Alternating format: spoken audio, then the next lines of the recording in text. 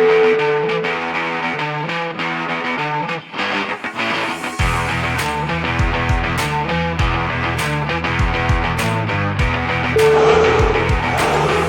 aí galerinha, tudo bem com vocês? Sejam bem-vindos a mais uma aula NET londrinense. Nós já estamos na nossa aula NET 23, começando então o nosso terceiro bimestre com o nosso caderno ângulo número 3. Faz bastante tempo já, né, que a gente começou.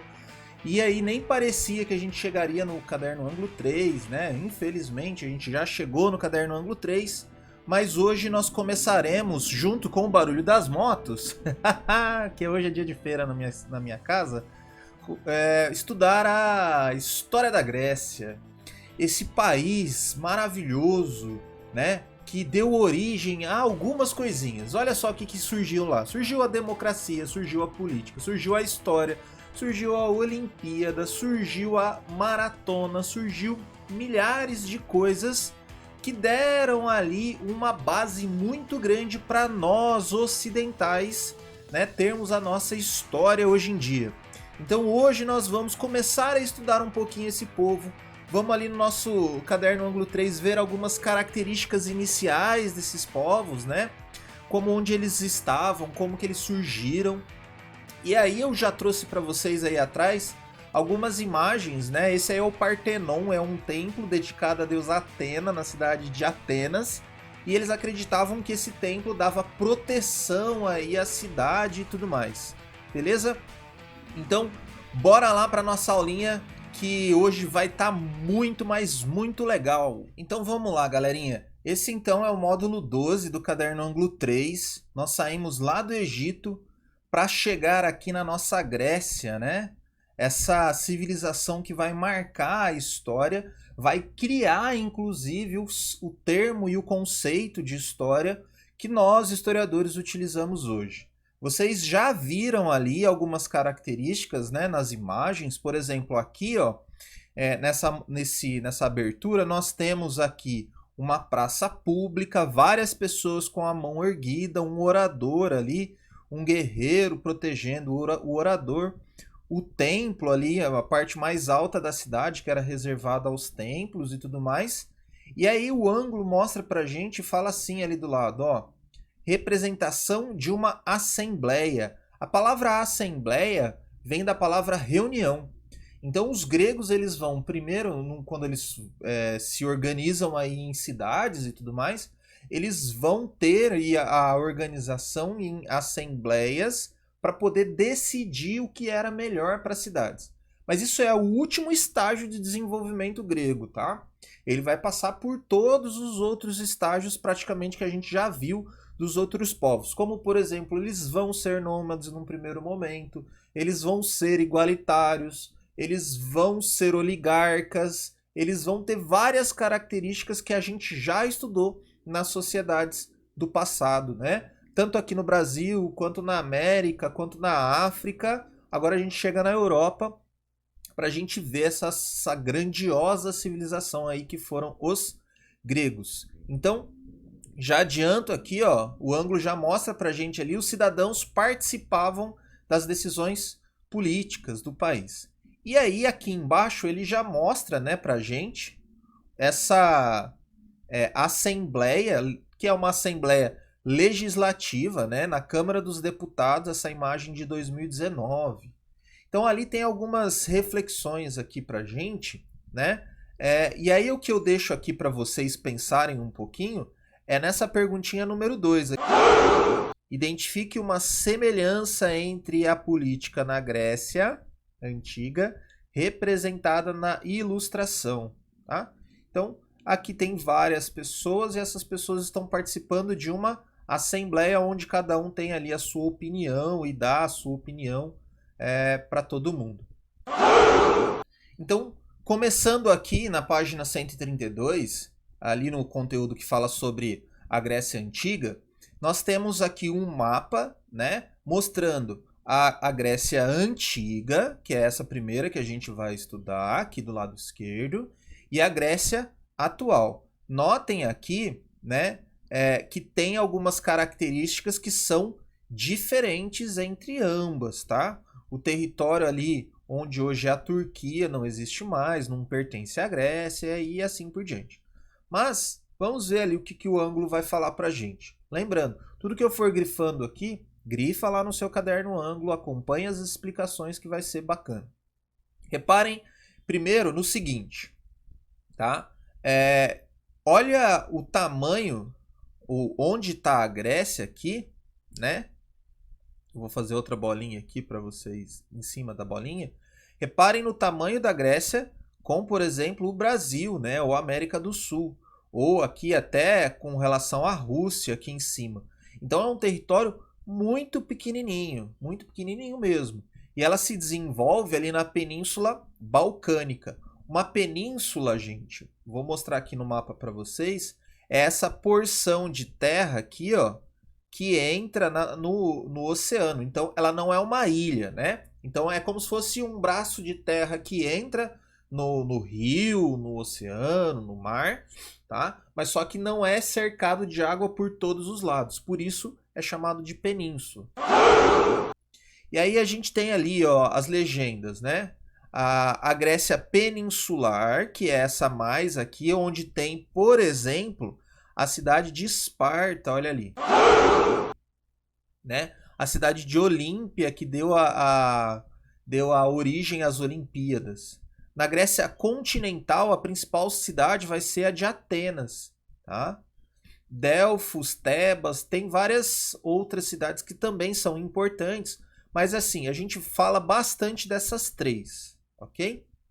Então, dando sequência ali para o nosso material, a gente tem que ressaltar isso aqui. Primeiro, a história fala para gente que os gregos eles são descendentes desses povos indo-europeus, ou seja, eles saíram aqui, ó, dessa região de cima aqui, tá? Saíram dessas regiões de cima da Europa e vieram para o sul, tá? Não vieram pelo oceano, obviamente, eles vieram andando ali com aquela característica básica. Esses primeiros povos, eles eram nômades, tá? Eles iam andando até chegar no território que eles queriam.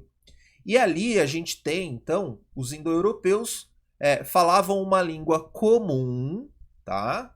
Tinham uma cultura, portanto, semelhante e habitavam uma região que corresponde hoje, né, ali à Europa e à Ásia, beleza?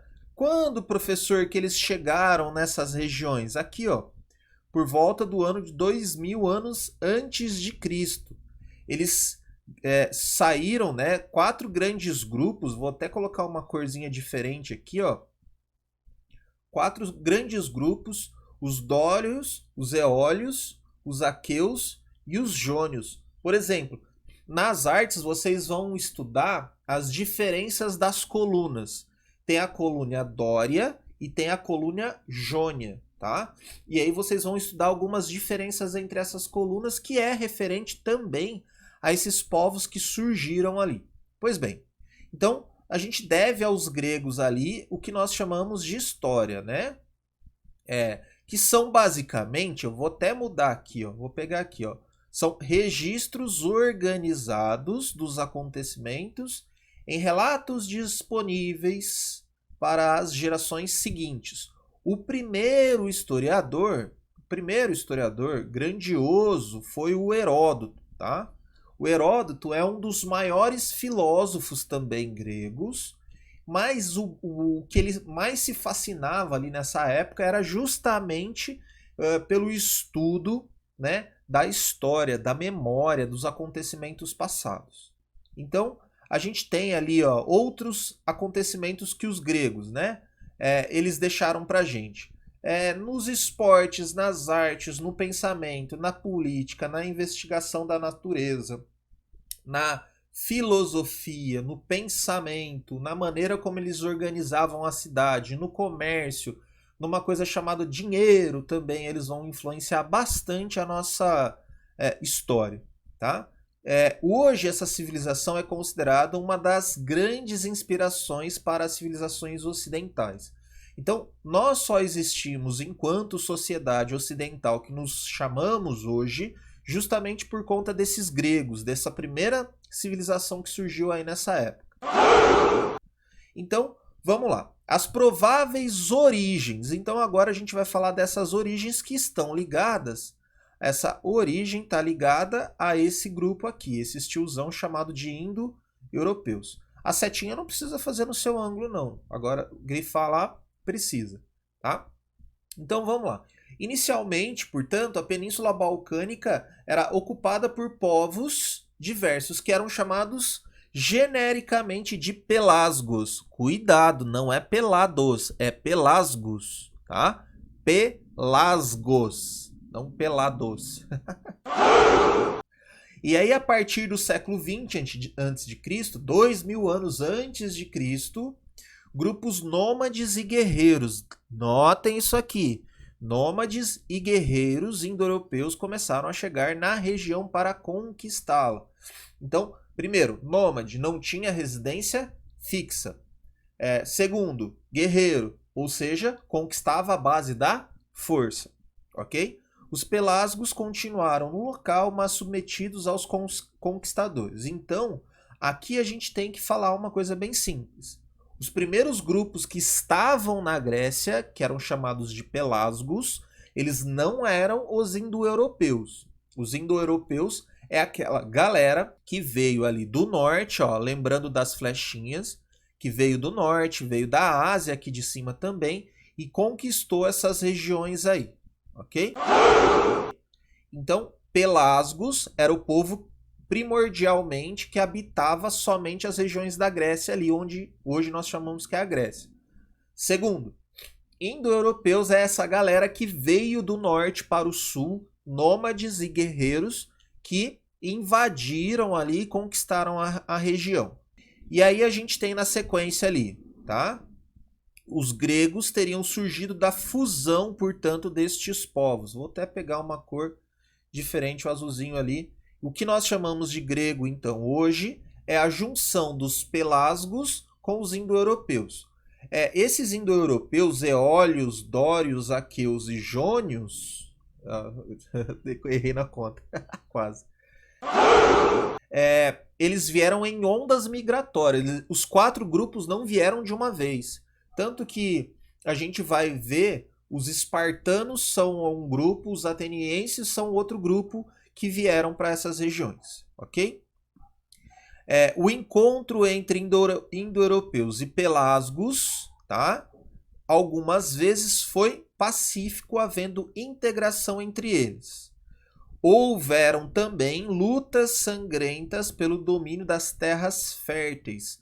Mais para frente vocês vão ver, se vocês já estão com o material aí dando uma folheada, tem alguns mapas que mostram para a gente a topografia dessa região, ou seja, como que é o desenho dessa região, que nos indica que a região aí da Grécia, ela era uma região mais acidentada, com um terreno mais acidentado, portanto tinha poucas áreas de solo fértil para plantar, fazer o plantio aí, beleza?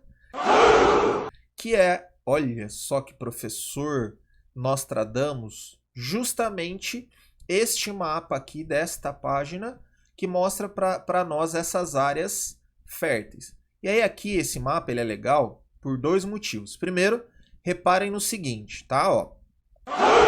O que eu quero mostrar primeiro, observando esse mapa de forma geral, olha o seguinte. Pessoal, reparem que essas áreas que não estão verdinhas aqui, ó, são áreas mais montanhosas, tá? Que era difícil para fazer o plantio. As áreas férteis, né? Ó, as áreas que estão mais verdinhas aqui, tá? Aqui, ó, mais verdinhas. Então, são regiões que é importante a gente ressaltar que era difícil para fazer o plantio, né, de alimentos. Agora, vou dar o meu zoom, ajustar a página, não ajustar a largura, para nós observarmos aí as setinhas. Primeiro, os aqueus, que é essa galerinha que está em verde, tá? Os aqueus, eles saem ali do norte, né? Ó, eles vêm do norte, vão até a Ática, vão até o Peloponeso E aí o que é legal? Eles vão para o oceano, né? Para o mar Egeu, depois para o mar Jônico, que está ali do lado. Então, ó, mar Egeu e o mar Jônico. Por quê? Os aqueus, eles dão origem às primeiras cidades gregas fora do continente grego, fora da Península Balcânica, fora, portanto, então, da Grécia. Esses grupos de pessoas que vão para esses outros lugares vão dar origem a um monte de outras cidades, como Alexandria, como Roma, tá? As primeiras cidades-estados, por exemplo, na Península Itálica, lá na botinha da Itália, vão se chamar de Magna Grécia.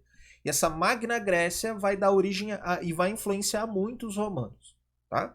Então, as ondas migratórias estão ali. Ó. Primeiro, os aqueus, século 20 a.C., os jônios em roxinho, né? Ó, jônio, roxinho aqui no centro, ó. Séculos 18 a.C., 1800 a.C., os eólios, século 18, e por último os dórios, que vão chegar ali também conquistando boa parte desse território. Beleza? Dando sequência, então, aí, só para a gente já se encaminhando para o finalzinho da nossa aula, de origens, né, dos gregos, a gente tem que falar assim, ó, com o passar do tempo, aqueus, eólios, jônios e dórios foram construindo suas comunidades separadamente por causa do relevo montanhoso que dificultava a comunicação entre eles. Então, apesar dos obstáculos naturais, os grupos criaram características comuns, como idioma, crenças e mitos. Por isso, podemos chamar o conjunto das comunidades que se fixaram na Península Balcânica de civilização grega. Então, esses 4 grandes grupos que chegaram aí nessa região, eles se tornaram o que nós chamamos de civilização grega. Lembra do seguinte, deixa eu até mudar o meu microfone de lado aqui, para eu abrir uma caixinha de texto e escrever um negocinho aqui para vocês. Ó. Esses grupos que estão aqui, eles eram nômades quando eles chegaram, tá? Então, eles buscavam alimentos, né? Não tinham residência fixa, para depois, quando eles fundam a Grécia, eles vão ser sedentários, né? Ou seja, eles vão fixaram-se na Península Balcânica. Beleza? Esses caras aí, portanto, deixa eu aumentar aqui um pouquinho para aparecer o texto. Eles são os gregos que nós temos hoje, né? Eles são essa Grécia que são hoje, né? São descendentes desses gregos. Então, é muito importante. Essas primeiras comunidades, deixa eu pegar uma setinha aqui. Essas primeiras comunidades aqui, quando eles chegaram, eles eram nômades, tá? Quando eles, portanto, se instalaram, acharam o território que eles queriam, começaram a se organizar e fundaram as primeiras cidades, eles deixaram de ser nômades e passaram a ser sedentários. Então, esse grupo de sedentários aqui, ó, tá? Esse grupo de sedentários, eles já são o processo final. É a galera que já fizeram as cidades, que já se organizaram e vão passar a viver na Grécia a partir de então. Beleza? Então, pessoal, assim a gente encerra a nossa aula para no final da semana, né, na quinta-feira, a gente estudar um pouquinho os gregos e estudar uma característica muito importante dos gregos, que foi a criação e a fundação de uma cidade, que é muito específica, que vai dar origem só vai dar origem aos países de hoje em dia, tá? Só. Então, ficamos por aqui. Espero que vocês tenham gostado. Beijos, queijos, caranguejos. Falou, valeu. É nóis, até quinta-feira!